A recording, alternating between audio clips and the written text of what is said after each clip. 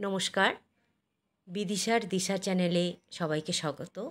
আজ আমি তোমাদের ফুসিলি পাস্তা কিভাবে রান্না করতে হয় দেখাবো। ঝটপট কিভাবে রান্না করতে হয়। প্রথমে আমি সসপ্যানে জল, পরিমাণ মতো নুন ও সাদা 2 চামচ তেল, তার সাথে আমার এখানে প্রায় 400 গ্রাম পাস্তা আছে, গরম জলে দিয়ে দিলাম। এবার চিকেন ছোট ছোট করে কেটে গোলমরিচ ও নুন মাখা, তাতে সবজি কিছু আমি রেডি করে রাখলাম।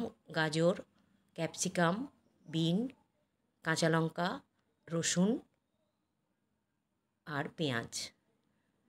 এগুলো রেডি করতে করতে আমার পাস্তাটাও ফুটছে। পাস্তাটা 10 মিনিট ফোটানোর পর আমি নামিয়ে রেখে জল ঝরিয়ে চিকেনটা সাদা তেলে, খুব অল্প তেলে 2 চামচ তেল দিয়ে চিকেনটা আমি ভেজে নিলাম।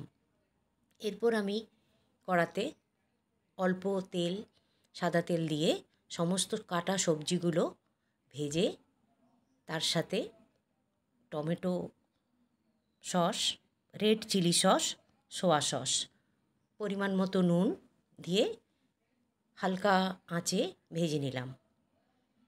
এরপর আমি তার মধ্যে ভাজা চিকেনটা দিয়ে দিলাম, দিয়ে হালকা নাড়লাম, আঁচ একদম কমিয়ে। আস্তে আস্তে দেখবে কালারটা খুব সুন্দর হয়েছে। এরপর জল ঝরানো যে পাস্তাটা আমি ওর মধ্যে দিয়ে দিলাম, দিয়ে নাড়তে থাকলাম। কম আঁচে সুন্দর করে মিশিয়ে নিতে হবে। মিশিয়ে নিলেই আমার দেখুন রান্না শেষ। রেসিপিটা কেমন লাগলো বলবেন। এরকম আরও ভিডিও পেতে চ্যানেলটি সাবস্ক্রাইব করুন।